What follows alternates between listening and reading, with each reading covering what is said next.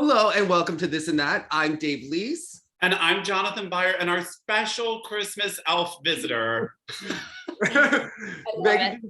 Meagan Duhamel, welcome back to the skating lesson. For those of you who are new here, this is This and That. We're going to discuss everything that happened this weekend at the Golden Spin of Zagreb. We are thrilled to be welcomed by world and Olympic champion Meagan Duhamel, who's more popular than we are on sports.ru lately. Meagan, you have like 5 headlines currently. Did you give another interview? New one yesterday that came out. They love you on sports. I think they love to hate me is really what it is, and that's okay. You know, I don't mind sharing my opinion and sharing things with people, and they can take it for whatever it's worth. But Max Trenkov did say to my husband, and everybody knows that Trenkov's like my BFF, right? He told my husband, I read an interview Meagan did in the Russian media, and it was very good. Yes. So that's the biggest compliment I've ever been like secondhandly given by him. So that was They really listen. They don't just give you a headline. Like I was like, oh my God, you did a really extensive interview and they were breaking it up for maximum clicks. I mean, they are the masters of clickbait on sports.ru. Yeah. But like we could learn. Okay. Incredible. Again, if people aren't reading sports.ru and having like the Google Translate, they're not following skating because it is insanity there. The Google Translate makes me laugh because I try to like re-say like the quote that they have me saying, but like through the translation, like saying players and like all these things. And I was like, imagine if I actually like spoke like that. You don't skate in the competition, you ride. And yeah, you riding, like it's so strange. But I asked them for all the interviews, and there was just another one published yesterday. I'm not sure exactly where it was published. But I always ask them if I can proofread the article first, just so I know that even if translation is off, for the essential of my quotes that I'm, taken for what I say. And they've been really good. Okay. So they asked you a lot about Eric, and I have 2 minds of this, and I want to know what your thought is, because on one hand, they had a good free here. They had a horrible short. And on one point, they similar to their last competition where they had one good program, one bad program. Is that a sign of improvement? And can you say, oh, they just need more time? But at the same time, these fluky things keep happening quite frequently. Is this just a case of being a new team? Is this a case of something else? Because it's also the Olympic season and no one cares that they're a new team at this point, if they're going to be Canada's top team. And if I'm allowed to just piggyback that question, Dave, sorry, Meagan. I'm curious about the twist omission in the short program, because you mentioned that the short was a disaster here. Was that pre-planned? That almost looked like they had planned beforehand not to do it, but I was unsure in the moment what happened there. Yeah, I think like we've seen enough new teams to know that like new teams can come out in the first season and they don't implode on total elements. So in France, we saw no spin in the free skate and no lift. Here at Golden Spin, there was no twist in the short. Like we can think just recently back to last season with Alysa and Brandon. They never competed and lost total elements. So this is not something that I would say is a new team thing. I think that maybe this is something else. Maybe it's training, maybe it's their expectations, maybe it's pressure they feel, I'm not sure. I think that they have been improving because there was a few competitions in a row where no jumps and throws were being landed, right? So there is improvement in that area. I remember after, I think it was Skate Canada, I read an interview where Vanessa said, we know when we skate clean, those high scores are going to be there. I had to wonder if 130 was the high score that they thought they would get when they skate clean, because that's not really that high in the grand scheme of, the top level of pair skating. We used to have our worst, most disastrous skates and still get over 130. So, I mean, I have to wonder if that's what they expected. I wish that we would have seen their expressions when they got their score. They were showing like the board so we could actually see the score. So yeah. Meagan, are you implying the camera work here wasn't stellar? It was a free feed, but it was not stellar. No, like the cameraman some breaks. We missed a lot of Jessica and Brian's performance. Just an occasional free leg coming in out of the side. And like, I know I talk a lot, but those commentators were talking so much that we couldn't hear the scores for the short program, which then they put the camera over to the screen sometimes so we could see the score, but it wasn't even all the time, which is crazy. So I do think that their long program was definitely a step forward because they checked off all the boxes on all the elements. So when you're completely missing elements, that's key, right? In the short program, we saw the complete miss of the twist. But to me, what's more alarming, or if I put myself in their shoes and I'm trying to like imagine that I'm them, what I would be more worried with is the consistent level 2s that they get in competition, especially in the short program. They've been getting level 2s and level 3s frequently on footwork, on death spirals, on their side-by-side spin. And you can't get that if you want to crack in that top 6 or even the top 8. You have to be having your string of level 4 elements, or at least the majority of level 4 elements. So I find that more alarming actually than the fluky miss twist, which it did kind of look like it was on purpose, but like it definitely wasn't, because they did it in the free skate. They would have never done that on purpose, but it looked a little bit like one of them was ready to go, the other one wasn't. Then when they reset, the other one was ready to go, the other one wasn't. And then it's like, oh shit. Well, they almost faked you out into thinking it was just a choreographic move almost. I don't know if that was her just like compensating quickly or something. Yeah, I thought, oh, I wonder if she's not well and can't take the impact or something, so they planned it. But then to see such a beautiful one in the free, I was like, oh. Yeah, and it's an element that like, it's probably one of their better elements, I would say, like of all their elements. Like it's not ginormous, but it's nice and clean. So it is one of their better elements. But I know that like I've bailed on twists before too in practice. Usually you bail at the top of the twist, not at the bottom. Like from my own experience, if the timing is off, I would still do my split, push off, and then I would get stuck and stop. So it's very rare that we see it on the takeoff, like what happened with them. You mentioned the level 2s on the spin. Where do you see them losing the points on the spin? I know Eric is a good spinner. You always were the one to tell me that he could match anyone, anything. If you're off, he can match you. So where are they getting the issue? They're not getting low enough in a position. What is the problem? Well, they're hitting all their positions because they're not getting a V. So they would get a V if they were not hitting the camel, the sit, or the upright. So they are hitting those 3 positions. They're just not holding them long enough, or one of them is not in the difficult variation correctly. At the beginning of the season, they had no difficult entry. They competed 2 competitions or 3 without a difficult entry. So they were just choosing to do a level 3 spin.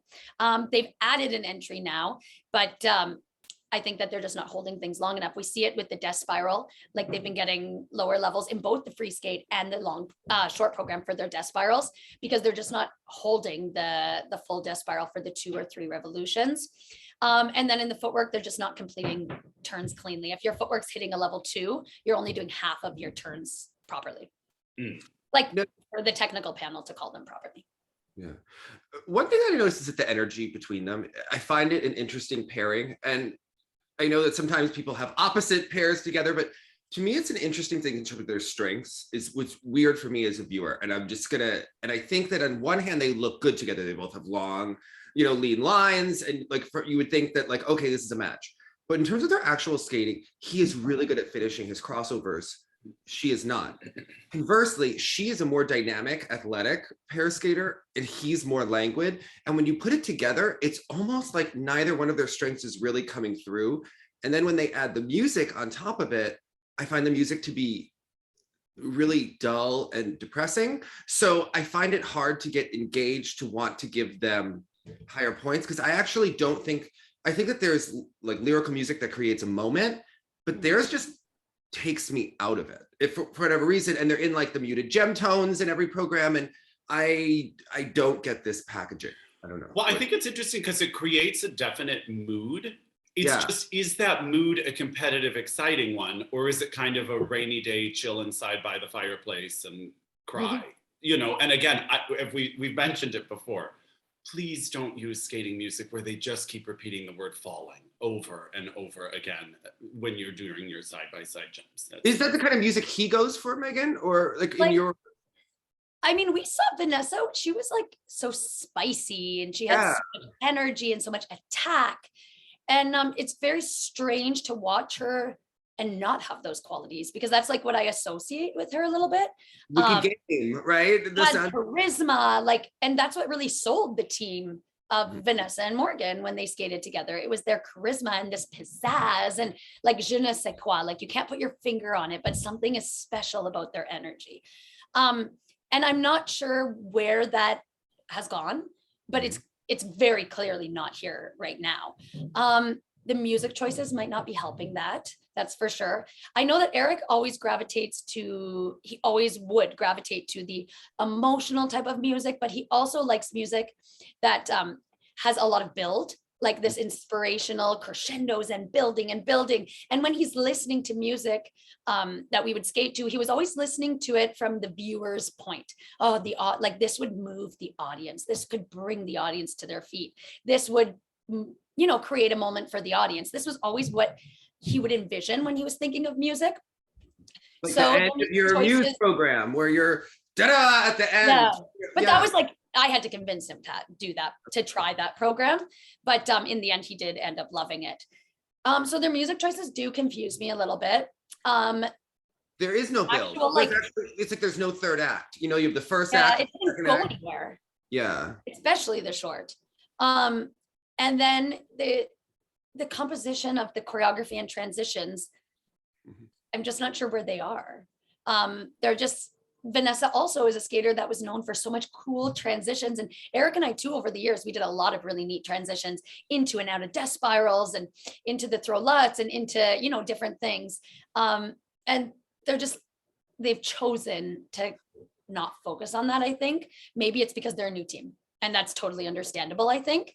But I mean, all of this said, they're the only Canadian pairs team that's performing right now. They have, and one of the reasons I think that they are performing, and it is improving in some ways each competition, is because they're competing.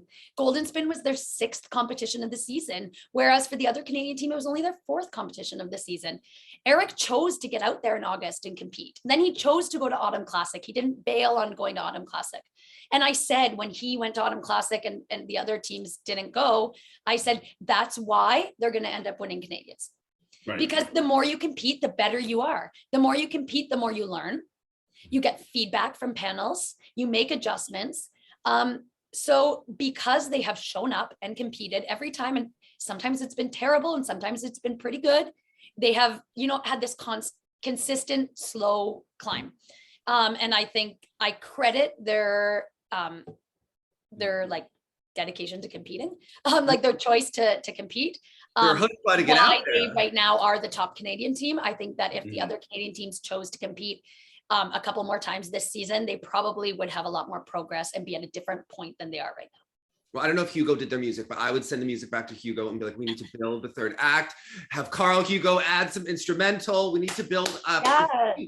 And they're really good with this. And I remember, I might have shared this story with you guys before, but at the 2016 Canadians, so this was before Worlds in Boston, 2 months before, we did our Adele free skate, and we didn't skate perfect, but we had a pretty good skate. And when we finished, the audience had like no reaction. And the team before us, Julianne and Charlie, had just gotten a standing ovation from the audience. And we were like, why doesn't the audience like this? We skated well. It's not like it was a disaster, but it really scared us to the point that we went home and changed our music cuts, because we were like, the music is not building enough excitement for the audience. And we made those adjustments after Canadians and showed up in Boston, and you could see the difference.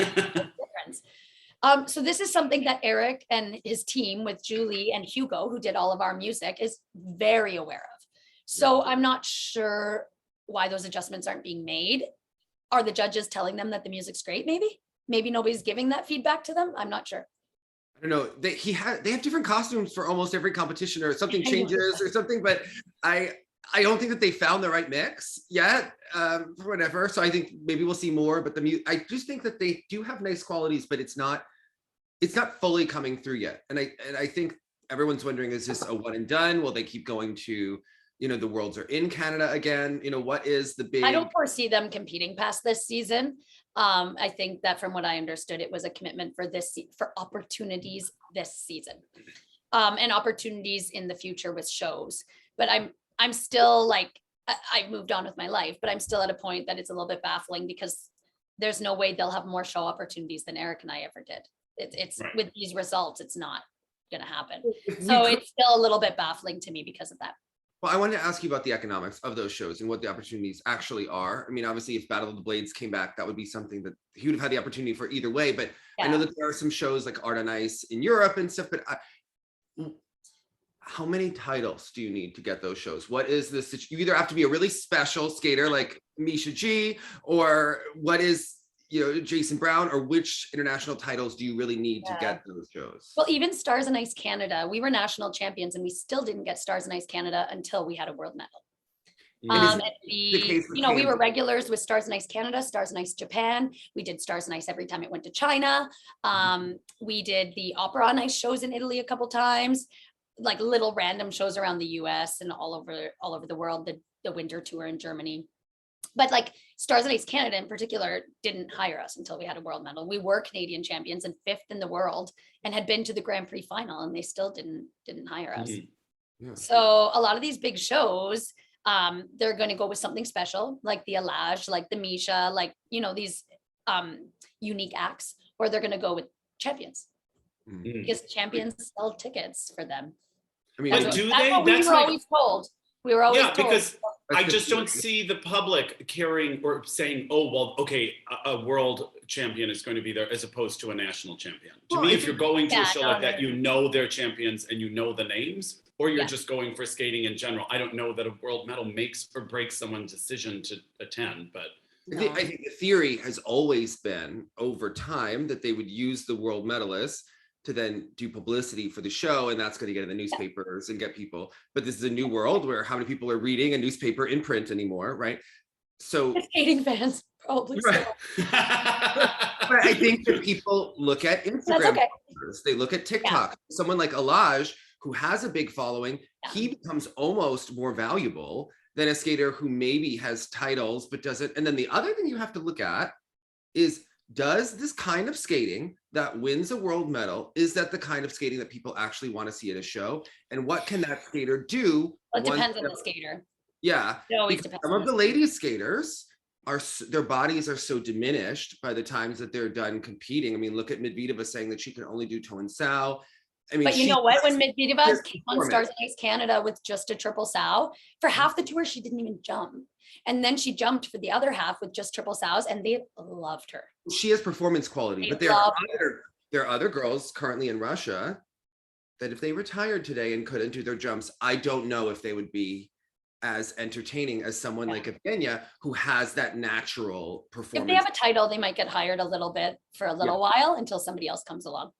Yeah, but that isn't that the thing is that, so I want to ask you about Kirsten Moore-Towers, because I read her post, we read it, we discussed it, and she made it on Instagram, she made it on Facebook, it's public, and there were a few lines in there, but I get this sense from Kirsten over the course of the season, and some people have said different things, that, the fact that, the Canadian press and Skate Canada made such a big deal about Vanessa and Eric coming back, that was, probably hard for her to take in, that it looked like they were more excited about another team coming back than promoting her.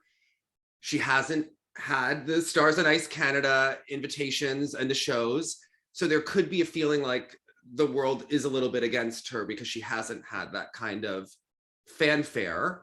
What is your take on what's actually going on now? Because it seems like what started as a situation that Eric was coming back from, it seemed like we're now in a spiral. And I was wondering, your take on that. Because I said last week or the week before that I didn't think that she should go to Zagreb.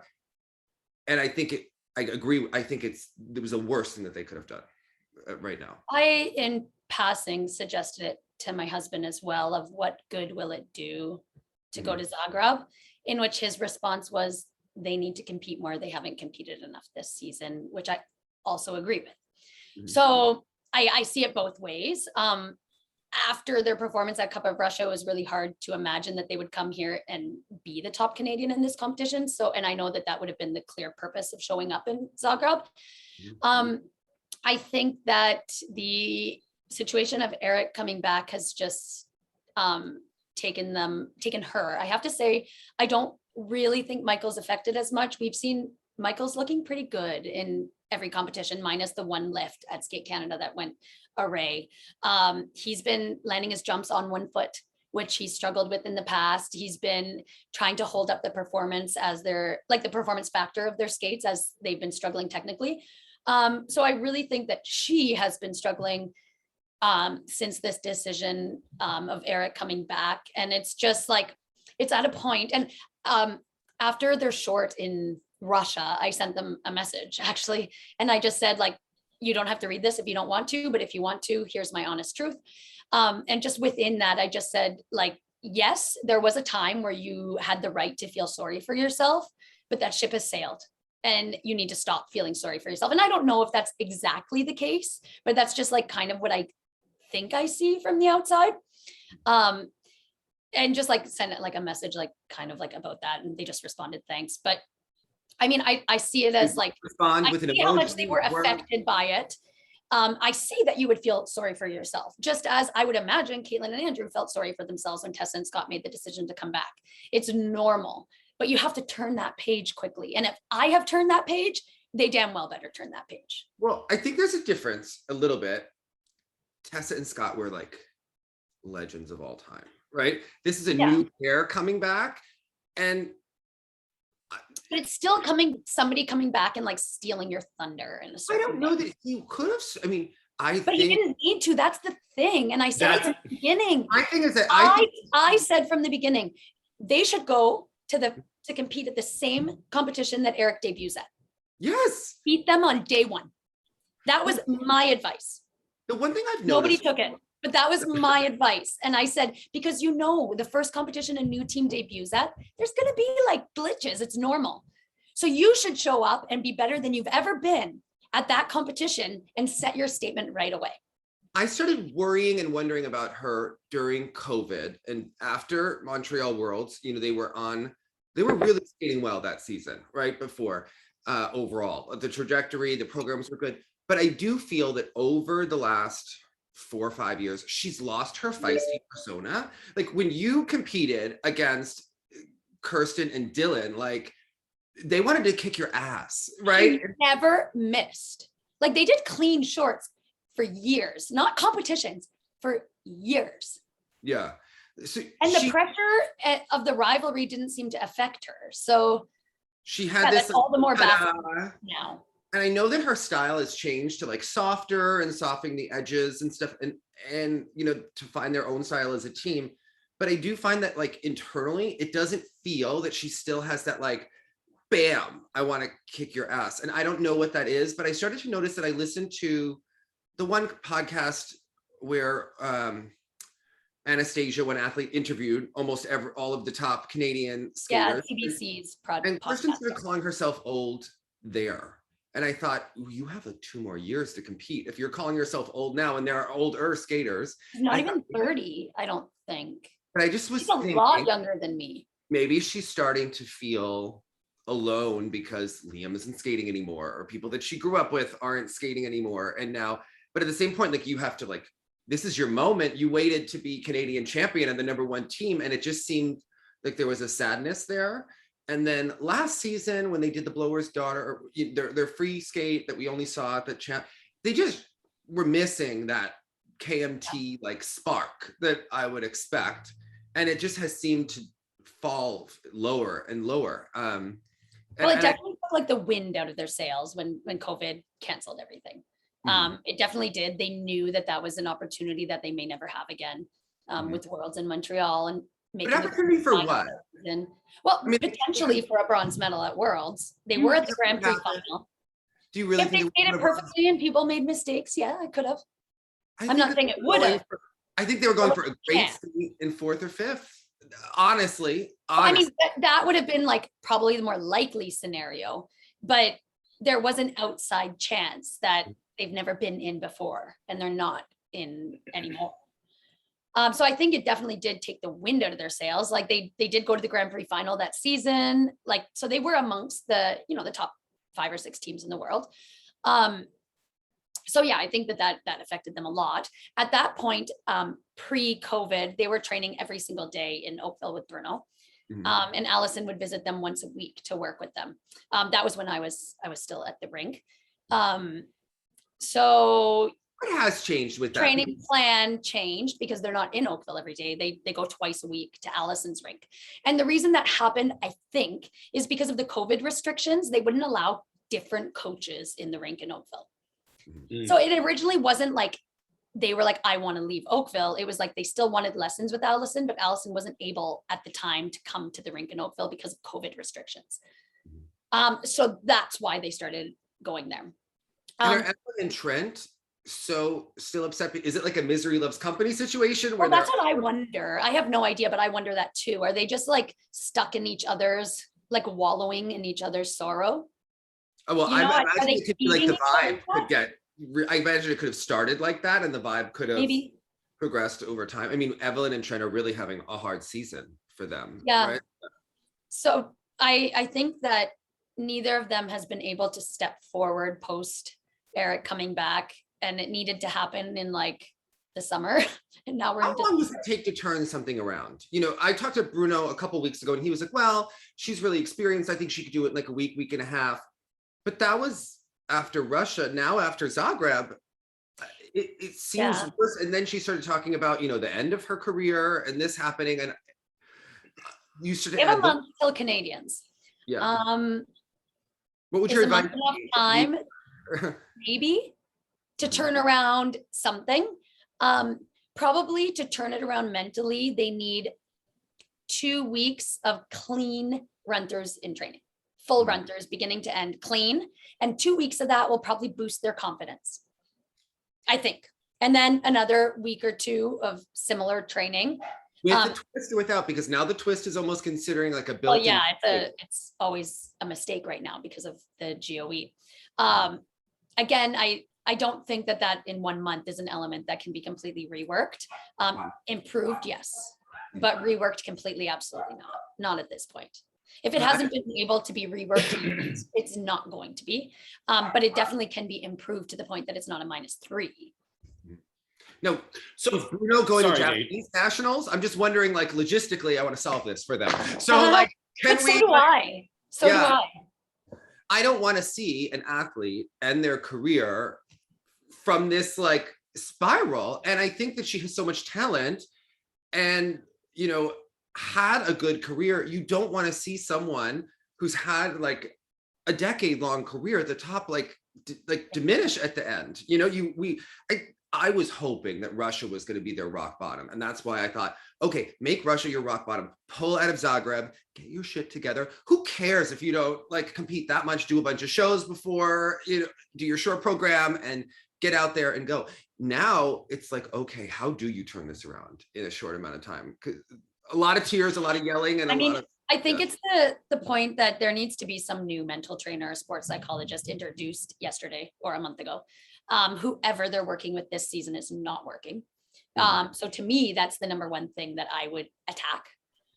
Number two is the intensity of my training. I would definitely shift that because whatever I'm doing in training is not working because it's not applying in competition. And then, you know, the next step is just to hammer out some long days. Like go it's interesting because 5 hours a day, like just hammer it out. Do that triple toe again and again and again. Do that throw triple stout again and again and again until like it is so ingrained in you mentally, in your muscle memory. It's giving you confidence that there's just no way that you can put a foot wrong on it. I'm just intrigued, like, because Meagan, you're so good and always were in your career. If it gets tough, you get tougher and go harder and give more and figure it out. And it just seems like this is, Dave, I always go back to that Elvis Stoico interview you did when he was talking about, like, he felt it could have been very easy for him to say, skating hates me. Skating's not giving me what I want. People are stealing my momentum. They don't like what I'm doing. And I mean, I wasn't necessarily his greatest fan, but I love that he dug in his heels and he was like, my new motto became, I'm not going to give them a choice. They're going to have to give me a title because I'm going to do so much. They can't help it. They have to do this for me. And I thought KMT was kind of in the same scenario. Like you were saying, Dave, with Tessa and Scott, there wasn't this big expanse between the two. They were right there. They were right there, but clearly whatever mental shift, like we've also talked about what motivates a skater. If I don't know, but myself as a musician, if I was out there and had that, like, I bet you can't do this, I shut down. That does not motivate me. But we know many skaters that are like, I'm going to prove to you I can do it. I feel like, Meagan, for instance, if you were in KMT's position, you would have been like salivating to get out there and prove that you could still do this. Oh my God. Like, you know what I mean? To be I like, would have gone crazy trying to find a solution. And like the lowest point the season of the Olympic season, like we went to Autumn Classic that season of the Olympics in September. So 1 month before we won Skate Canada and beat Aliona and Bruno at Skate Canada, we lost to Julianne and Charlie in the long program at Autumn Classic. We bombed. Like I think I fell 4 times. It was awful, awful, awful. And I sat in that kiss and cry. I didn't leave the kiss and cry until we had a solution. I sat there and I said, we need to go back to Adele's free skate. Nobody listened to me at the time. I won that battle later, but I said it then. And then I was like, okay, that's not working. Okay. I gave solution after solution because I was not going to let that happen again. Like I needed to make a change. And in the end, I just made a panic call to this friend of mine that she does mental training for athletes. And she had interviewed Eric and I for her YouTube channel, Rebecca Dixon, after Boston's Worlds. And I just called her and I said, look, I had a sports psychologist I was working with. And I just said, Rebecca, look, I need help. I don't know what else to do. And like her first thing that she told me was, why are you accepting less of yourself? Why are you accepting this? Why are you saying that that's okay if I come 5th or 6th at the Olympics? She's like, you know, that's not okay, because if you come 5th, it means you skated poorly and you won't be happy. And she was like, you never would have accepted that in the past. So why are you accepting that right now? And that was the first thing that I had to, kind of figure out. But like, I called her like from the kiss and cry. And I was like, I'm not leaving this venue until I have a solution or a plan to move forward. And Eric would have reacted the exact same way. He always wanted a plan to move forward. I'm a planner. So that's me. Like I get that and then I come up with a plan, right? And we start going. And and I just wonder if somebody on their team after their first poor performance in Finland said, oh, like that's okay, it was just a fluke. Or somebody on the team said, okay, come on, got to get this together. We got to come up with a plan. Let's figure this out right now. This is not happening again. And we have 2 weeks till Skate Canada to turn this around. Yeah. But is Allison their head coach if she's the one taking them to competitions? No, well, Bruno was supposed to be at the Grand Prix final this week. He couldn't be in Zagreb. Yeah. The Grand Prix final was canceled. Allison already had her flight. The only competition that was planned for Allison to go to was Russia. Bruno went to Finland with them. Bruno went to Skate Canada with them.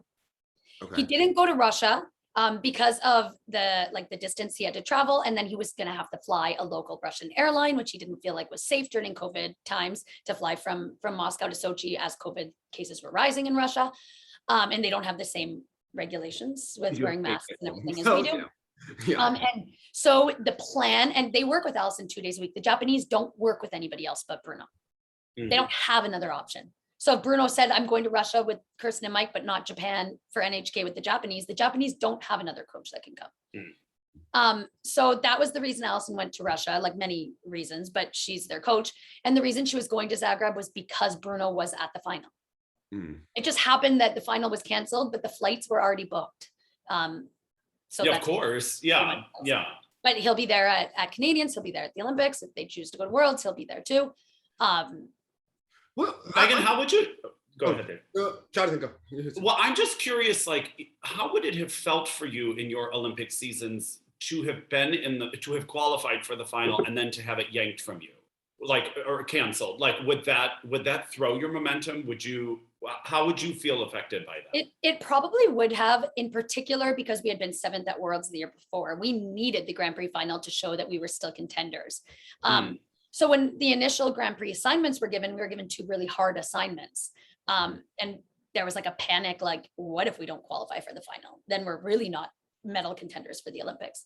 So I think if that year, because of the season before and because of all the other circumstances, if the Grand Prix final was canceled, it would have been a bit of a panic. We might not have changed our long program back to Adele if that was the case, because we went straight from the Grand Prix final to China to do shows. And when we were in China is when we decided to change our free skate. So I think that definitely would have rattled me. I I think that it's really not going to affect a team like the Japanese anyways. Like they went and they trained this week as if they were competing. They did their short program the day the short program was happening. They did their free skate the day they would have competed their free skate. Amazing. Both of them were amazing. And like they just stuck to the plan. So I don't think that a team like that is affected by it, but that's not to say it doesn't affect other skaters that the Grand Prix final was canceled on. The thing with a lot of other skaters is they still have a nationals, which is a big event, right? So like the Canadians, the Americans, the Russians, and the Japanese, they still have their nationals, which is a really big event. So it's still a chance to compete before the Olympics. That's Like right. that Would they go to a four continents? Would they go to a four continents? No, it's too Okay. close because they're gonna have to compete in the team. Only Korea would do that. Okay, Korea would Right, love exactly. before. I wanted to go to 4 continents before Pyeongchang because our world standing was going to take us. Again, this is why he is with Vanessa. Okay, you're wanting to bring Eric to 4 continents. Eric wanted to because we weren't going to be in the final warm-up group at the Olympics. And we were like, we need world standing points from something. And then Stoblova couldn't go to the Olympics and it put us in the final group. I see. Okay. But yeah, I was like telling Skate Canada, you got to find us something. And Mike Slipchuk was like, no. And I was like, you need to send us somewhere. I want those world standing points. And he was like, Meagan, you sound silly right now. And I was like, I don't care. But in the end, we didn't need it. Okay. The one thing I'm surprised a little bit, especially given the media storms that happen in Russia, and just for these skaters, listen, Angels of Plushenko is trying to build a YouTube brand and channel. I mean, I think this is where skating is going in terms of, you know, her, Yana's. If anyone didn't watch the interview on Yana, Yana is the real rival of Eteri right now. She is the brains behind the Plushenko Academy, but also making them a brand of shows and giving these people endorsements. Like, you have more than just a coaching school. It's like a coaching school plus IMG put into one. And that's what Team tutberidze is, and that's what the Angels of Plushenko are. Like, these are like two houses of like things that are coming, right? And it's only going to get bigger in the future as the juniors landing these jumps are with Plushenko. I am surprised that they haven't said, oh, either school, come on, Yana, this is a great opportunity for her to be like, she's in the press all the time. So what happened, if people missed it, and I did a whole video on it, is Tarasova was on an interview and Tarasova was really sad. She was basically speaking like she was going to die soon. She was giving away jewelry to Yagudin on television, yada, yada. She said, she was asked about Yana and Plushenko when they fought they were totally baiting her, and she just went in for the kill, for the ratings, okay? They went in, and she's like, well, I think Yana and Plushenko just did this for publicity, and that's why they were against Eteri. Now, they were supporting her when they were against Eteri. So Yana was ticked about that, maybe just using it as an opportunity to get in the press. But then she said that she didn't think that their son, Sasha Plushenko, had any talent and that they should wait. And that's when Yana just went off. And she said, well, I want my son to have a career longer than 15. So this was like a big war of the words in the Russian press. So you would think that it's an opportunity for them to do like a simulation, broadcast it on their YouTube because there's nothing else to watch. They will. Skating right now, we would all be watching, and it's an opportunity for these athletes to get out there. For Maybe the Russians, yeah, not that big of a deal for them. But I do think of someone like Nathan Chen, who did his first 2 events early, right? So he had time to come down, regroup, and peak for this next part of the season. Yeah. Well, now it's cut off. So he'll go 2.5 months between Skate Canada and National. So you wonder if like he has a simulation or something planned. That's what I would worry about. Yeah. I'm sure he does, but I also like, he's not somebody that competes a lot. Like he never competes in the summer or in senior Bs to get himself ready for the season. Maybe he should have this year, but usually he can show up at Skate America and he looks good with months off of competition. He showed up at Worlds and looked great with months off of competition. So he did change his programs, right? Like he made changes to them when we were supposed to see them, and that's what you wonder about. Yeah. He's not a skater that I'd worry too much about that, actually. The Russian ladies probably wanted to have this competition like piled together against each other. Dance to, you know, the first time all these dancers are going to be judged by the same panel, the same tech panel, the same judges. It's the only way to know where you stack against each other, especially in ice dances when you have the same panel. So I feel like that's a situation where it's a really big blow. It gave Marie-France time to relax. I think she went to Zagreb. Did I see her in Zagreb? She was in Zagreb. Yeah, but she went with. by the way, Yeah, I think that COVID, she is not quite as glamorous as she was in years past. I think these skaters are stressing her out with the Olympic season. You know, she was at Skate Canada. At Skate like, Canada, she was like. Usually she is dripping so in money. Okay, I am just, you know, even in this On Edge, I don't know. This is not my favorite iteration of Marie-France. I want her to grow her hair out again. I'm sorry, it's my opinion. She looks beautiful either way. I just prefer trench coat, longer hair Marie-France. That's my favorite Marie-France. This new Marie-France, this COVID, you know, it's too mom energy, and I really believe that she, you know, is a longer hair trench coat Marie-France at heart. And I think that we just had some COVID feelings. We had short hair, and like Meagan, she's growing it out again, you know, and I think it's okay. We can change her hair.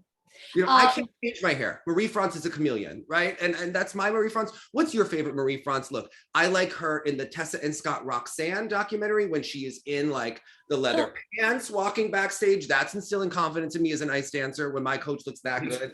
So I'm just saying that I'm not getting that from her in this On Edge documentary when she and Patch are like sitting at home talking about how great all the teams are.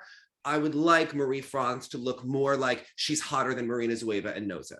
You know, she's hotter than Sasha Julin in the neck brace. That's the Marie-France that I like, and that kind of energy. Okay. I've only watched the first 2 episodes, and they don't talk to Marie-France or Patrice. They talk to Scott a lot. They've showed Pascal Denis with Madison and Zach when they were arguing. And do Marie-France and Patrice show up after episode 2? Like, why? Yes. I was wondering if they just didn't want to be part of it. I wondered that.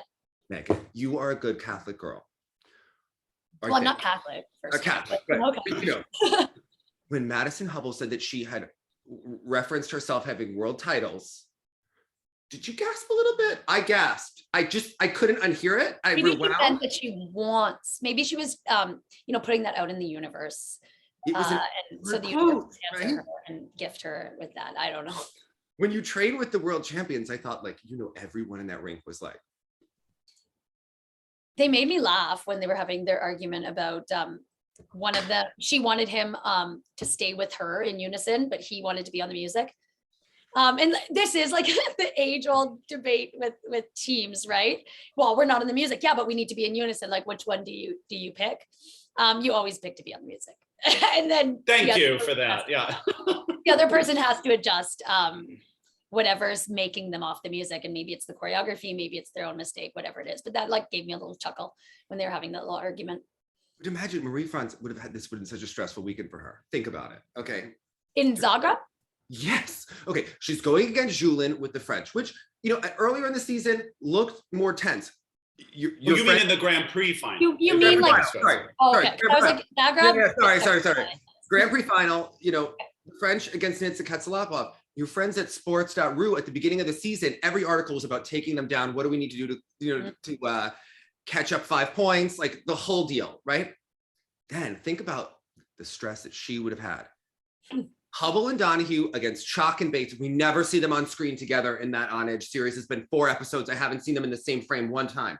Okay, then they have to go against Piper and Paul. In ice dance, there's a lot of politics. When teams are close, you know, someone likes you more than another, that you say hi to someone, right?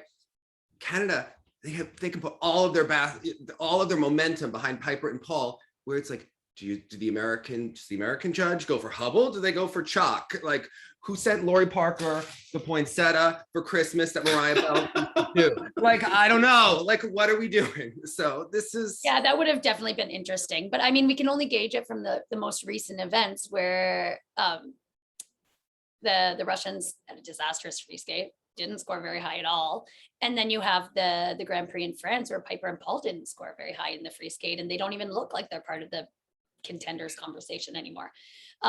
This could have all changed. You got taken out of an Olympic medal on a choreographed twizzle. Okay, yeah. It happened. All right. Everything could have changed at the Grand Prix final. But I also remember the Grand Prix final before Pyeongchang, I think it was, or maybe the season before. I don't know. But I remember the Shibutanis skated so well, and they didn't win a medal. And I was like, well, this is ridiculous.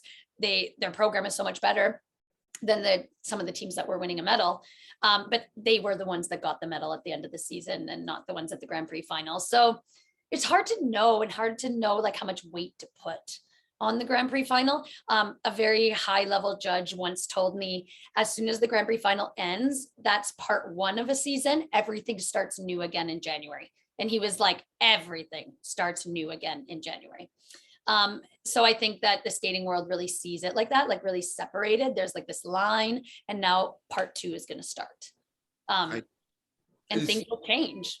It feels like there wasn't a real ending. I noticed that, like, oh yeah, maybe like view, like for fans, I think the win got taken out of the season. I noticed that, like, the comments on the channel were like very negative. Everyone's like in their feelings, like, about this and about COVID, because it's canceled for COVID. Everyone's feelings about that get tossed in, and I think people are worried about, will there be competitions in the season, next? So, well, China canceled its nationals, so then I'm like, if they can't hold a national championships, how can they hold the Olympics?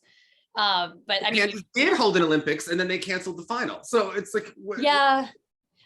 Japan apparently has a new prime minister. I think that they have prime ministers, and they're just trying to, like, it's all political. Like, they're just trying to prove, like, we are going to take COVID a little bit more seriously than everybody did before, and that's why this type of decision was made. Because they're going to hold their nationals still. I think that allowances are always made when you have the Olympics in your country, and you'll do anything to create that bubble. But yeah, I mean, they did NHK in a strict bubble, no cases, with regular testing. I think Bruno said he had like 3 tests that week, or 4 tests the week he was in Japan. Was in a bubble, couldn't go anywhere, and it was a safe place, and everybody was fine. And that just happened a few weeks before the Grand Prix final. So right. It's super strange. It's interesting though, because like here our hospitalizations are up, which is like the really important number, but no one's talking about it yet. But there you do see subtle, like at the rink, they're like, oh, do you have your mask? Like a little bit at one rink versus another, but it's slowly moving. I think everyone is just trying. Yeah, our numbers are rising a lot in Ontario and in Quebec as well, which is a little bit worrisome. They've risen a lot really quickly. And we used to have like the unvaccinated people were like 90% of positive cases, but now it's like 50-50, because I think that everybody's vaccines are wearing off, and we still don't have boosters available to the general public in Canada. I get my booster. I can't even get a booster yet because it hasn't been 6 months since my since my second shot. So like my 90-year-old grandma doesn't have a booster yet.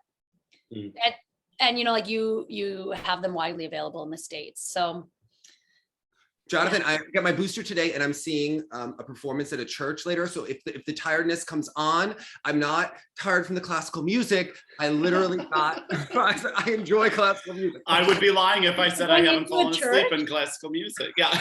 You go like into a church to see a performance? Yeah, my friend is he's an organist, and he conducts a choir, and they're doing a performance for the winter. And my other friend is singing in it. So his husband. So anyway, listen, every good church needs a gay organist. That's regardless. Most already have one. Regardless of what the church says about the gays, the organist has the husband. Anyway, moving along. How about Alexa and Brandon? They have been getting better, but this season, to me, there's like a little vibe off in the free or something, or between them. And I suggested switching their program. Probably too late for that at this point, although I still would consider it.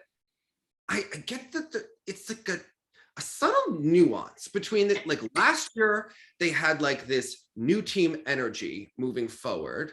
Mm-hmm. And what I just see as a viewer is there's like something in their dynamic, or their dynamic plus, like, it doesn't feel like the two of them with Chris are like the 3 musketeers going forward, right? And I think that it's just like a little chemistry thing maybe is off or something. And I don't know if it's the music highlighting this, but I don't see that same shared goal and vision. And I'm wondering, besides getting to the Olympics, what is their goal this season? Have they decided to win nationals? Have they, what have they decided? Because I don't see that same momentum right now pushing them that they seem to have earlier in the season, and that they definitely had last season. Yeah, I was a big fan of them last season. They appeared on the scene, they skated consistently, and I was like, wow, like they're really setting themselves up to make a statement next year in the Olympic season. They've been a little bit more inconsistent this season. You can see that they're trying to rework their twist, and it's gone a little bit array right now. There's no catch anymore on it. I think that they're trying to rework it because they were often getting level 2s on it. So they're trying to rework the technique on that, maybe so that she splits, or that they get the steps or something, whatever they were missing. I'm not the technical panel, so I don't know what it was they were missing. But the work that they're doing on that is causing their twist to have a bit of hiccups. Right now, I think last season, like they were really alone at the top of US pairs. And now all of a sudden you have Kane and Leduc scoring higher than them at most competitions. You have Audrey and Misha who are super consistent.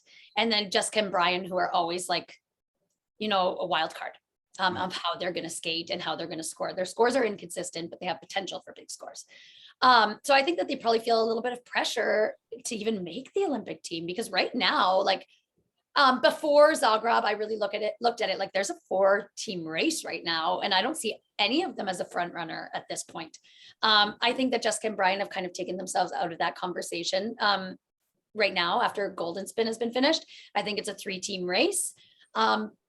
But I mean, on the day, Alysa and Brandon could be 3rd or 4th, in which case I don't think that they have a body of work that USFSA takes so importantly, because they haven't, you know, they've lost to other US teams this season. Their scores haven't been that strong.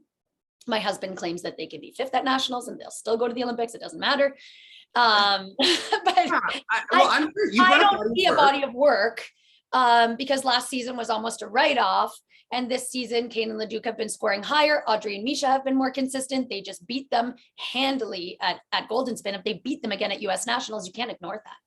I see the body work different, but I'm curious what you make of body work, because I come from this as someone who covers gymnastics and skating, right? So I'm looking at the total of the last 2 seasons. Yeah. And what I see in terms of body of work is they were consistently the #1 pair team last season. And if they weren't first, they were second, right? And in like 3 competitions, but yeah.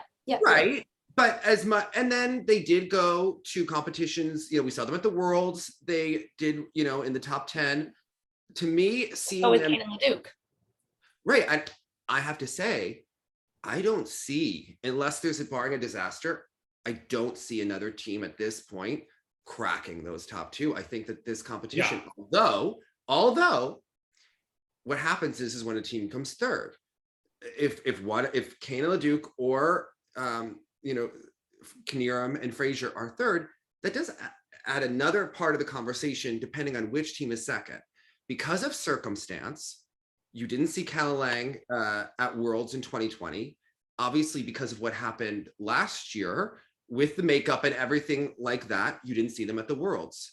Unfortunately, looking at the consistency of their jumps and doing doubles, I think they're out of, I think they're out of the conversation. Even if they're 2nd, if they are 2nd, and this is just my opinion, and I think they have the best lifts, they're the most engaging team, but unless they were to win nationals, I don't see a way that you could put them on the Olympic team if they're 2nd, if we're using body of work. If we're just going the straight old USFS way, they want to have no problems in a post-COVID world, they want no scandals, then you send them. But if I am choosing a team and I'm voting, I think that they're great and I love their quality, but based on how they've performed and just even things that weren't their fault, but that happened. And I'm choosing, I have to get the best results to make sure that the USFS gets more funding based on how we do at the Olympics. I'm not sending them. The thing that I worry, I don't like necessarily worry. I do believe Alysa and Brandon are the best team, or if not, like they share that with Ashley and Timothy right now. They're both very strong, but under the pressure of nationals, I trust one team, and it's going to be Audrey and Misha. Yeah, let's trust them. No, but I trust that they will deliver. So they have the lowest GOE. I would not be surprised if they win. So they have the lowest GOE, but the most consistency. Yeah. And then and lowest PCS. Like they're never phased.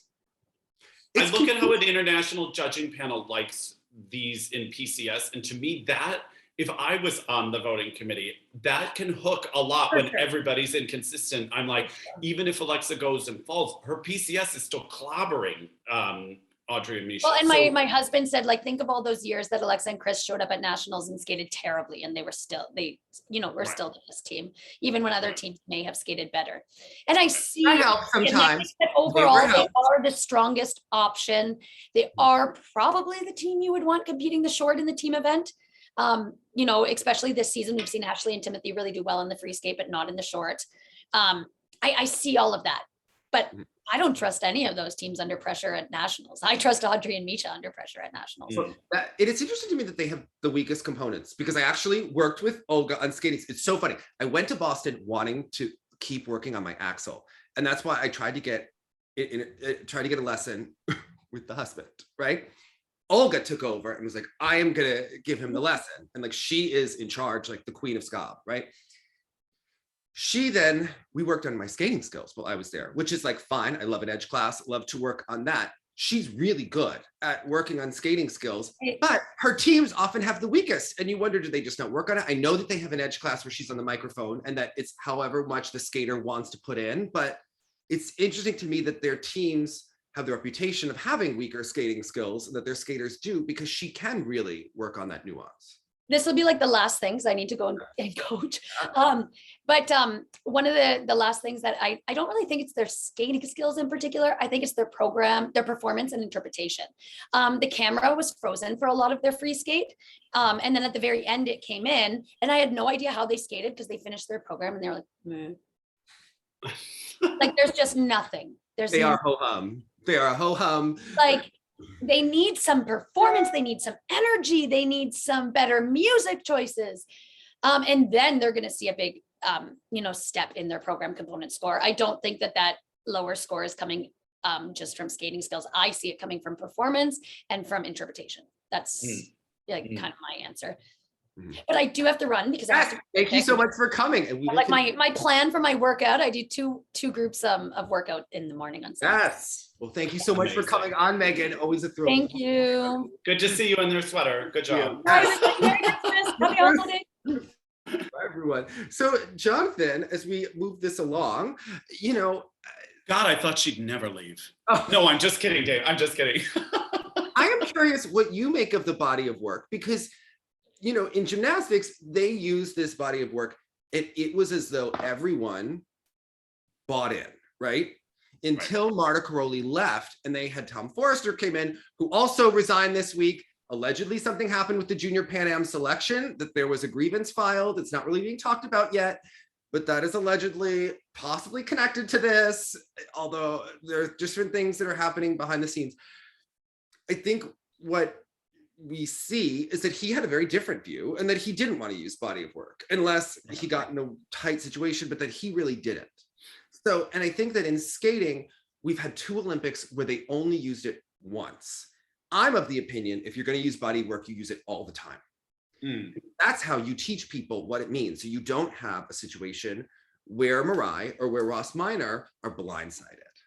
Now, granted, there are people who feel that Ross shouldn't have been blindsided, but then if you look, they've only used it one time before. Maybe the situation for Adam wasn't the same as Ashley, the year before. And I get it, right? Like there are different things. Covering a sport where this is starting to be used, I'm the type of let's use it all the time. Let's teach these skaters that every competition has consequences, right? Especially as we're trying to rebuild the sport in the US. I view, you give every state, we go to a competition, we need to win medals. We need to put this sport back on the map. We need to get, the momentum going, the depth increased. So are you more pro body work or more anti and just going? I think it has to be body of work. It would be, I remember the first time you're going to see Mama Ty Babylonia is going to be on Twitter being like, in my day, the Nationals decided the Olympics. And that's a different point of view. And I get it.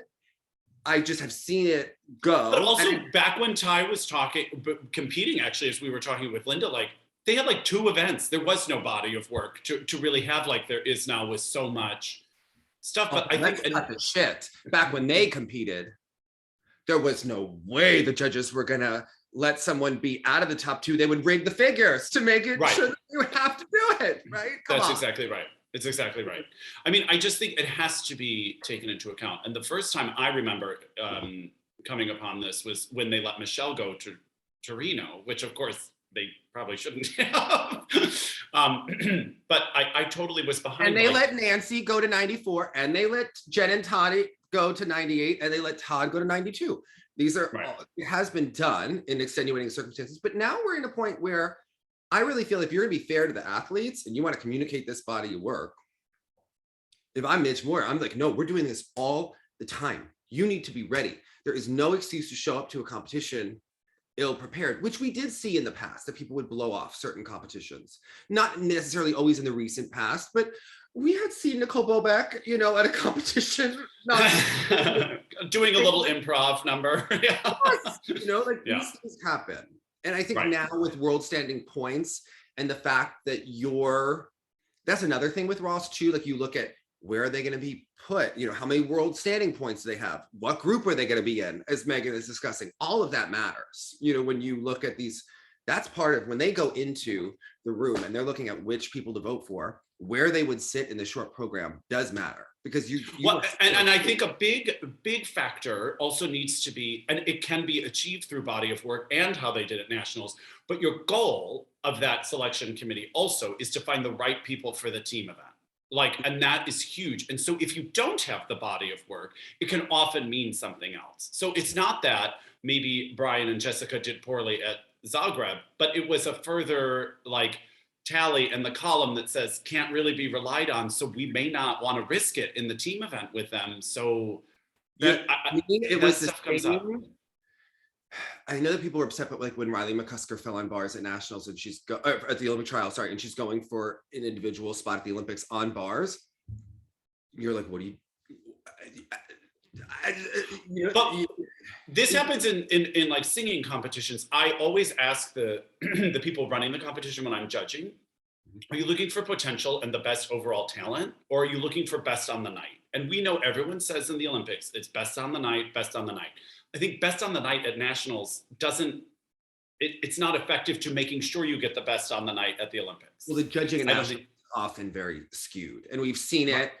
There was the time that Jeremy was fourth because, you know, the components for Ross and Dornbush and Bradley were so nationals judging. So then there are things, if you have a pop or a mistake, there's no way to really rank it correctly because the components are all off. And, you know, all of a sudden everyone's getting the same for components. So someone that should have a 10-point buffer in components isn't getting it because of how national scored. Anyway, there are lots of things. But that would have been a body of work moment because Jeremy had been in the finals that but they year. hated him because he popped at the Olympics. Okay. Exactly. You know, he had not done well at world competitions before. They didn't save him.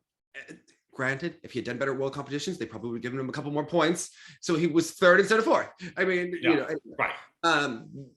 I digress, but that, you know, it was a USFS mistake.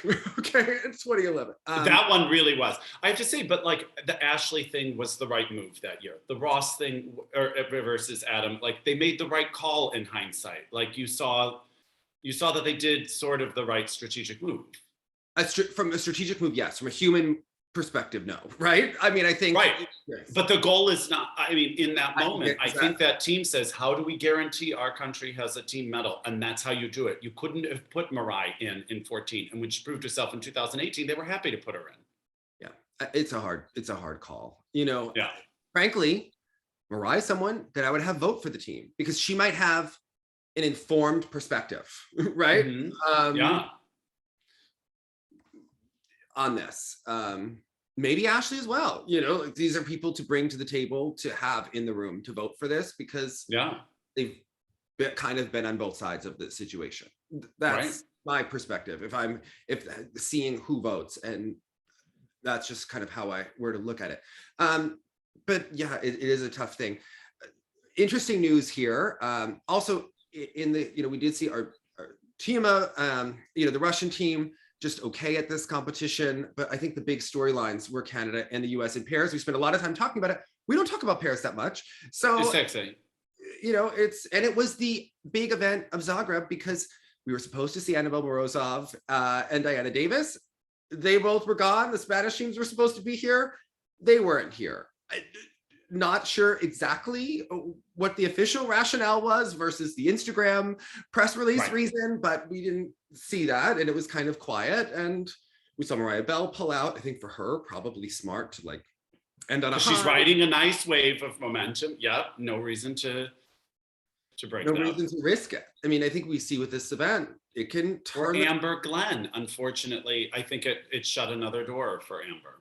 And okay. So in your perspective, why did a silver medal shut a door for her? Because I guess that's looking exclusively as the result instead of the product. And so, yes, in the same way we know that if you win because of a weird fluke, do you know what I mean? Or, Vanessa and Eric, for instance, winning the free, so they can still take that away, but they didn't medal. So does that mean this wasn't a successful free? I don't know. Her medal in a field where there were no real competitors and she did not do well is just another nail in the coffin, I'm afraid, for her chances if I'm the voting person. I'm like, she has proven yet again that this is too risky a selection. So I have my thoughts on her thing here is I've always questioned her coaching and her direction. And it's for a couple of reasons that I'm just going to speak out of my Amber thoughts, because I really view, and I have viewed her as someone that's had a lot of talent. I was not supportive of pulling her from Worlds last year. Karen wound up being 4th. It wound up working out that the US got 3 spots. It was kind of a miracle that happened, right? I don't think that we could have been like, oh, of course, Chen's gonna be 4th. It wound up working out, okay?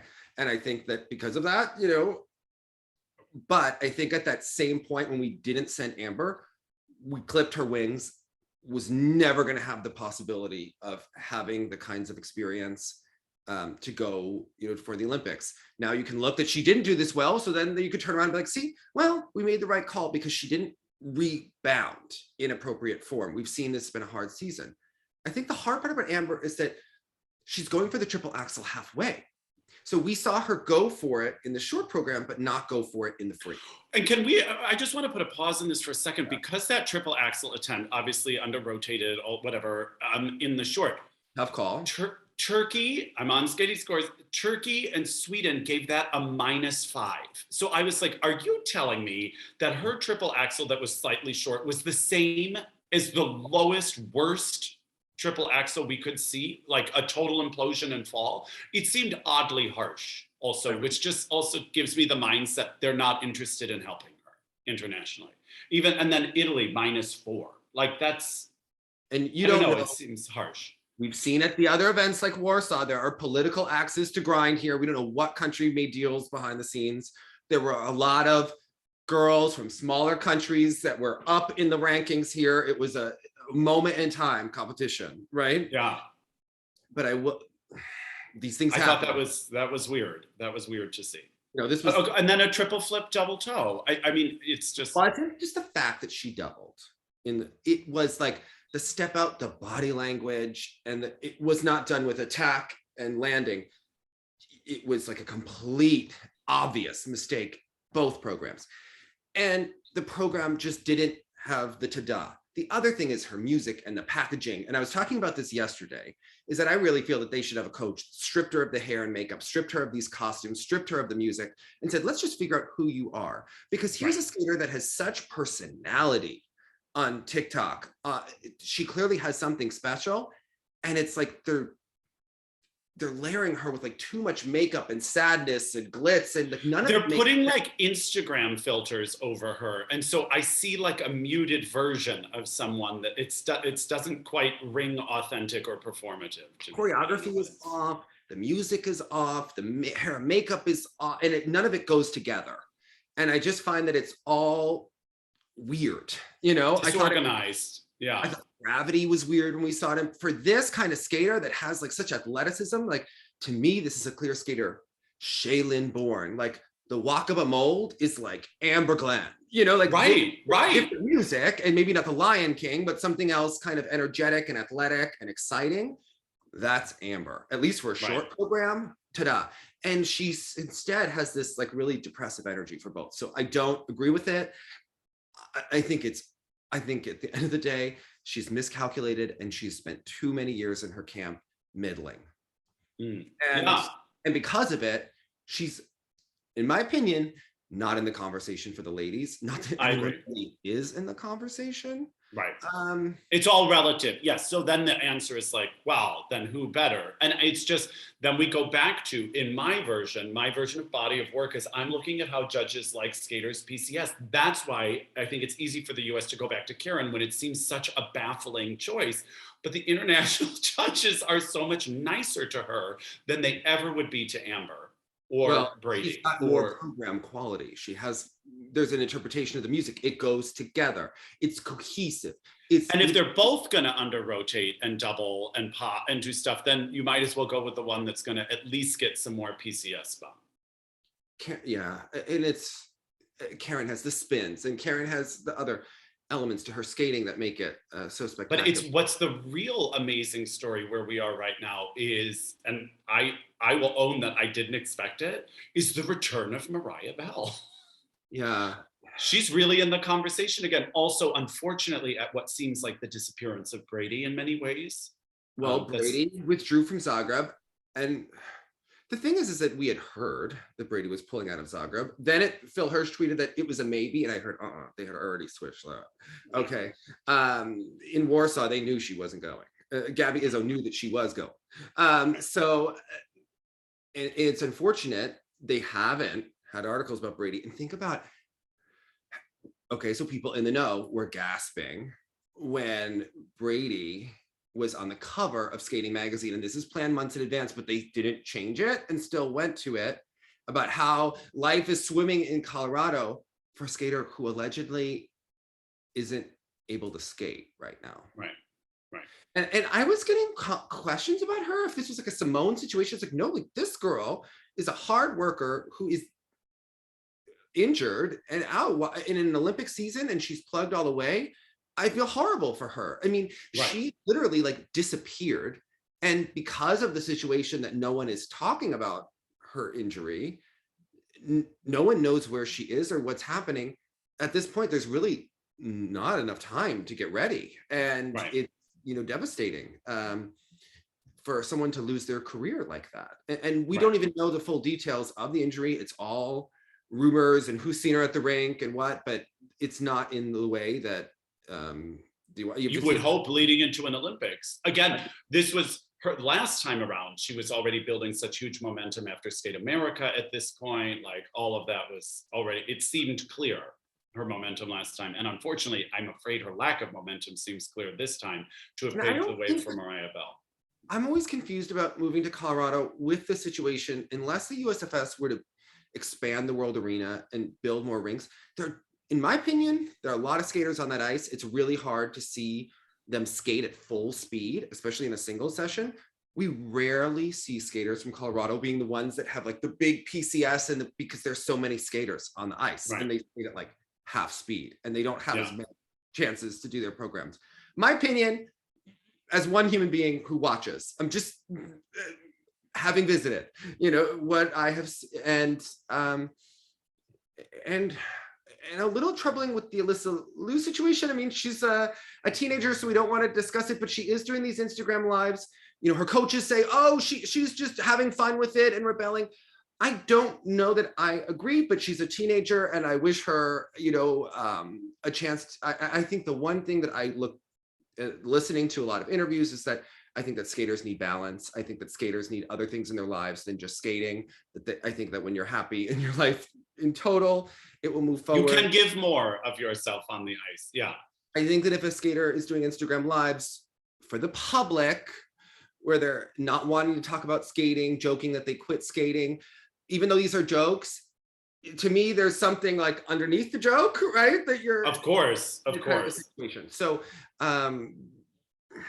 usually if someone says something like that, it's either that or the opposite, right? And you're like, there's some sort of something is going on there, right? And hopefully she skates well at nationals, but I do think about a teenager that has friends and a social life and is pulled out during a very stressful period of your life. You probably want your friends around you, right? And at the same time, I know that they have a job to do and that this is a job at this point, but I don't. But the job doesn't have to be done through suffering. Yeah. I don't know. Then you wonder, the USFS has put a lot of investment into Alysa. I mean, they made her national champion twice when they did not have to necessarily, right? Likely hoping to have a long-term champion based on the number of coaching changes that we have seen in the last 2.5 years with this skater and the number of ups and downs. Is this someone that you think really has a long-term future in the sport? Like I think about how much mental and emotional energy has been just expended, changing coaches, the chaos, the drama, the this kind of a situation, I'm like, this is a skater who, to me, it seems screaming that they want to. You're taking away the settled feeling that she kind of gave, even though she had like a lot of fame early on and we knew all this sort of stuff. What was nice about her was she seemed pretty even keel, and now you're messing with that. Like, she was so settled, and I was so hopeful of the work she was doing with Jeremy and Massimo. And then there's like, whenever you improve, there's going to be a slip back, and then you're going to surge forward again, and you're going to slip back and you're surge forward. Suddenly there's a competition with a lot of under rotations, and we panic, pull out the rug, everything's different, and you have now unsettled that. I don't know what was happening. I'll have to see how it plays out. To me, it just, because of the timing of it, it's all sorts of unstable. That would not be the way I would want to enter an Olympics season. And I think when you see her on Instagram Live doing these kinds of things, that to me says that she doesn't have a relationship with these coaches, and that they are on top of what's going on, right? Either if I were a coach and I had an athlete who starts to do these Instagram Lives where they say things, I'd pull a meeting and be like, what are we doing? Is everything okay? To me, this is Talk to me. A sign that something is not working, right? How can we help? Yeah. But everyone has their own agenda here. Let's be honest. The coaches in Colorado need her. Drew Meekins needs her to make him an A-list coach, right? Arthur needs her to get the jumps back. No one, she just wants to be a kid and a human, right? Like, and a top skater, but like everyone, but what does she want more, right? And everyone has their own thing. I don't think that there's anyone with experience or leading the site being like, this is not a great situation. Maybe we've changed too much, right? Everyone is like panicking, and no one is really pulling. And again, as we know, the people that are the most solid competitors can trust the training, can feel safe to just allow the thing to happen, but you can't fall back on that. There's nothing to fall back on if it's always different and you feel unsettled. Yeah, it's a tough one. It's becoming a little bit of a spectacle, and because of those decisions that have made in her life that she's not even made, right? So you feel for her. That's not powerless in so many ways, and then to have to go perform with all that confidence and self-aware, I don't know, it's a very big ask. So. Yeah, and we knew that she had like a TikTok where she never references skating, which I think is probably positive, but then you're like, maybe she wants to be another person. But then when you're putting yourself out there and doing a live, when you're famous for skating, and then you're joking about quitting skating or not wanting to talk about skating and not liking the questions, you're like, okay, this is someone who's trying to establish an identity and boundaries, but you're using your platform public where everyone knows you for skating, and you're like, okay, this is when you call in a sports psychologist and like a big team. This is just like I just don't see the big management of these athletes and the skaters, and that's just a concern, about what is it doing and what's worth it and what's not, and maybe she will win nationals again and everything will be happy and everyone will be like, see, she's just being a kid. And you're like, okay, hope so. Right. I hope you're right. Yeah, exactly. That's, other things we saw Gubanova skate very well here. She had a real lovely moment for her. Romeo and Juliet, short especially. Yeah. I find that she has a really light quality. I like her arms very much.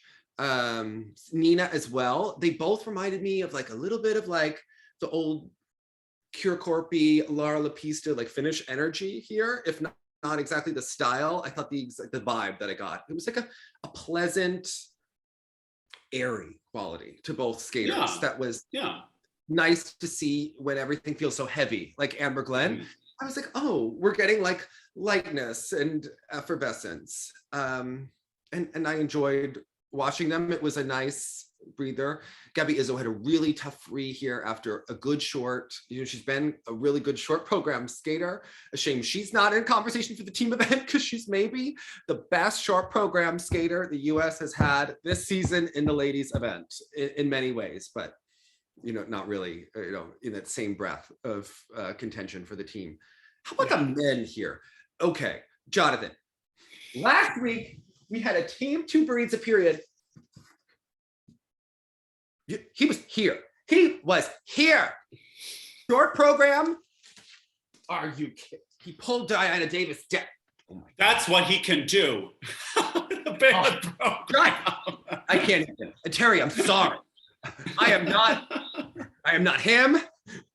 I know he redeemed himself a bit in the free, but it was inexcusable. Okay. Yeah. They have a joke in Russia about it at the rink.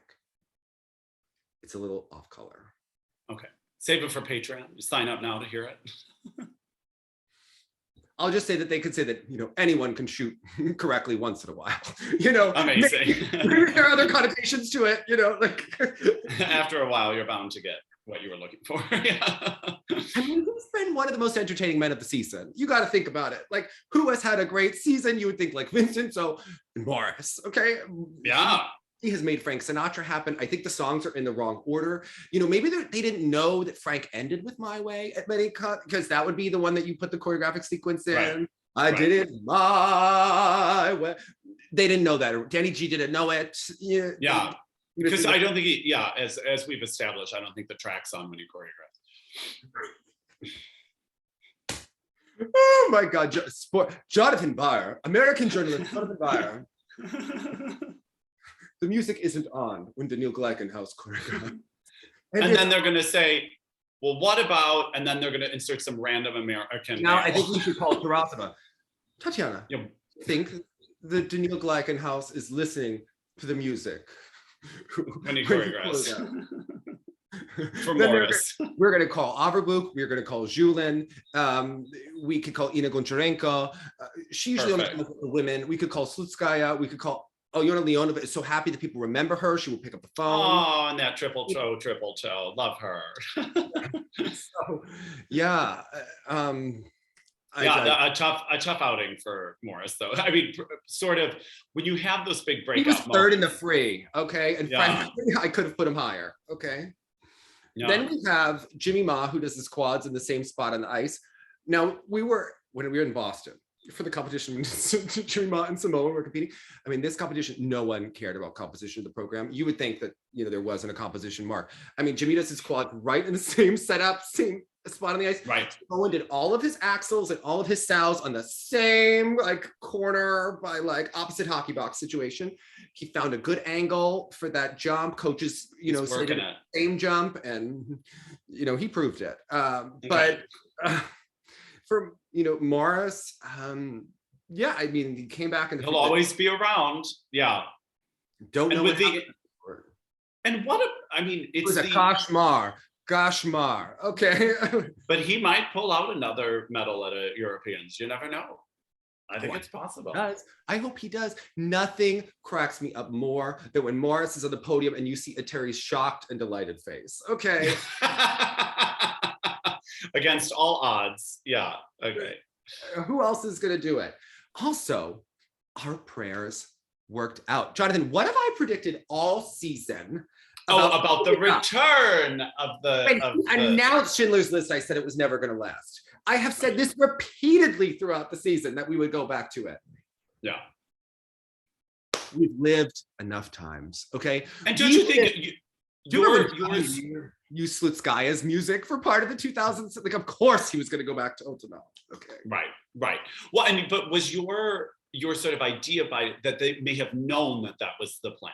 They just wanted to keep it fresh by inserting something different for a while. I don't think you tell the skater because. Really? Well, I would wonder if that makes you sort of only quasi commit to the program. I think you tell the skater, let's try this.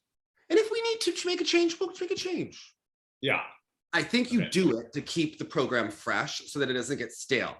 They had, when you have the masterpiece program a year too early, you do the other program, you try a new energy, and then you bring it back so it has a freshness, especially if Snake Charmer for Madison and Evan. If they had been able to try to commit to something new last season and brought it back, they had done this whole alien romance last year.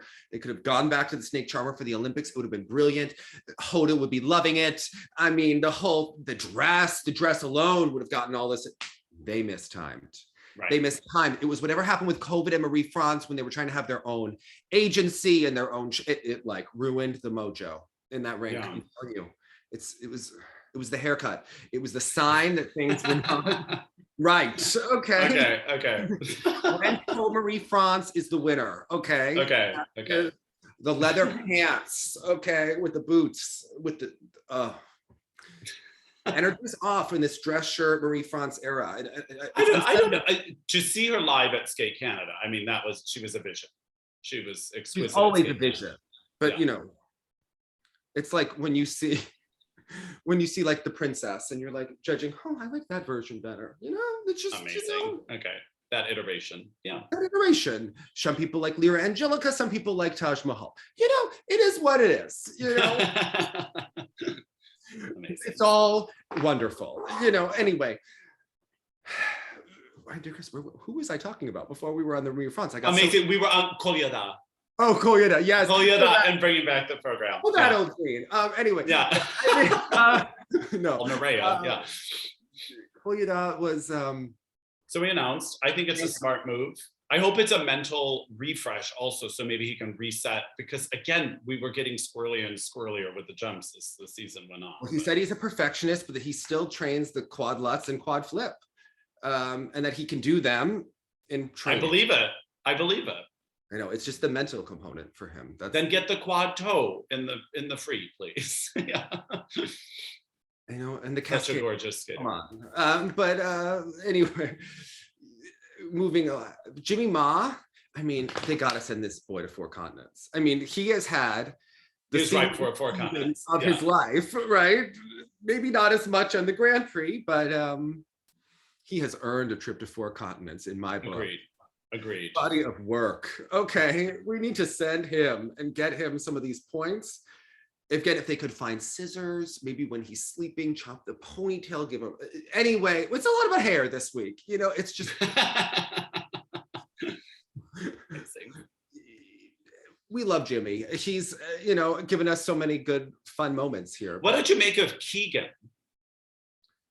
Um, this was intriguing to me because better again with some of the problems in that second axle in the free.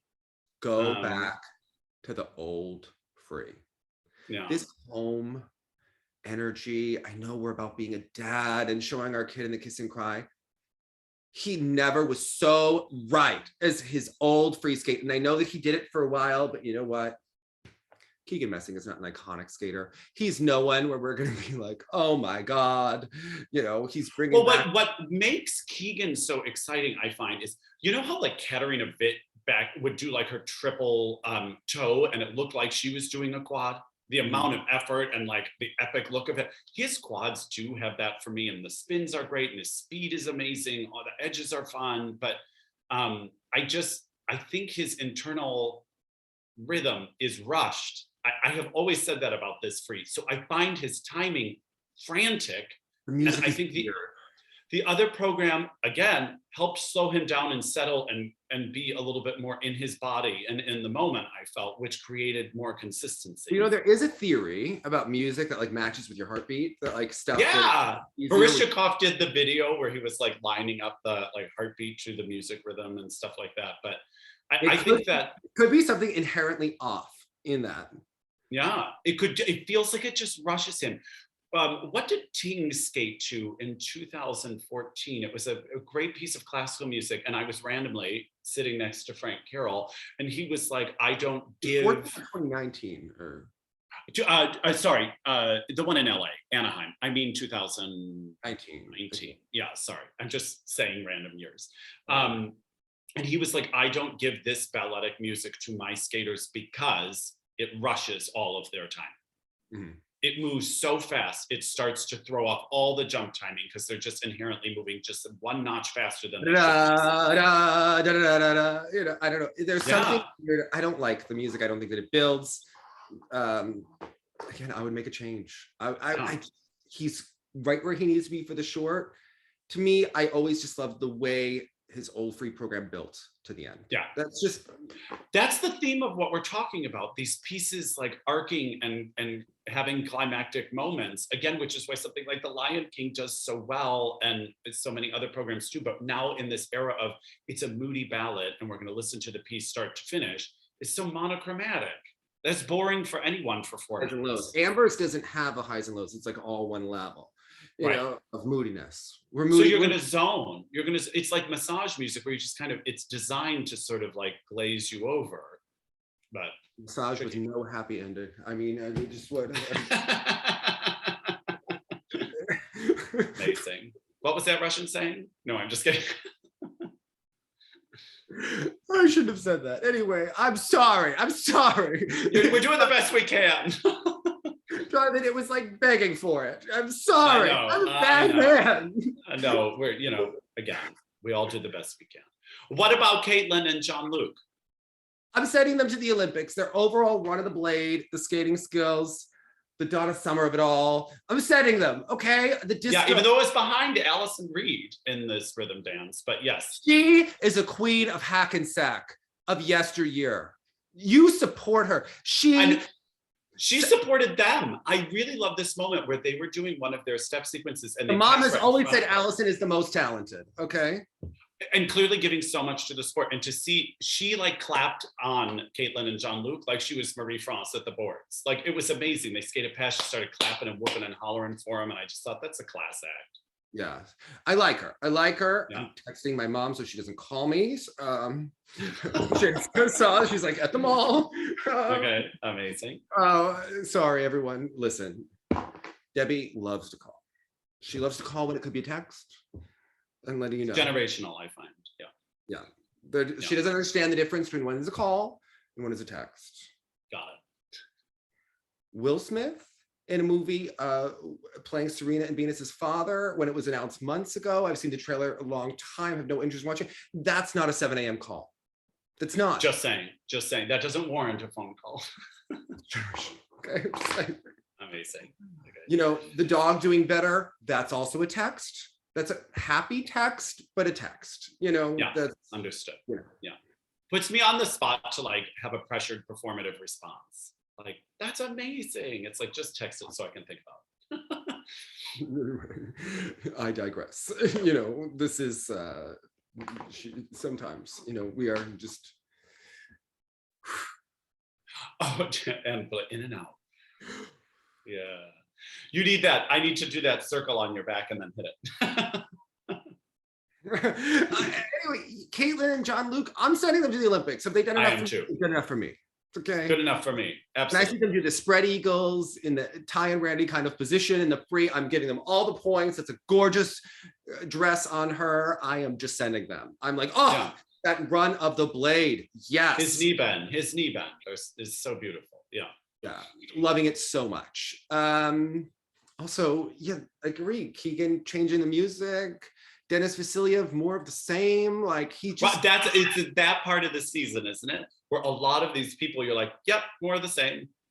More, yep, that's what they do. And sometimes people are like, why didn't you talk about this person? And it's like, well, they did what they always do. Yeah. Lou and Mitrofanov, it's funny. I was impressed to hear Meagan like them so much. Do you like them as much as Meagan? Here's the thing. I appreciate anyone that can go out and lay it down.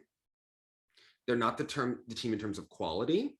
So I don't think that they're at the same international level. But at the same time, the other American teams have been so messy that you can't ignore them. Right? That's the thing. And then you get into national scoring. I mean, who's on that panel and who's annoyed at other people? That's a difficult situation. I just thought they needed to have made a bigger statement early on. I wondered what they were going to do this season, but I thought early on it was sort of a clumsy beginning that didn't make it one statement. Their programs have always been awful. And it's just, I mean, the costumes and the shorts, I mean, it's just not what we should be doing. Right. So many great people for packaging around Boston, and I don't know.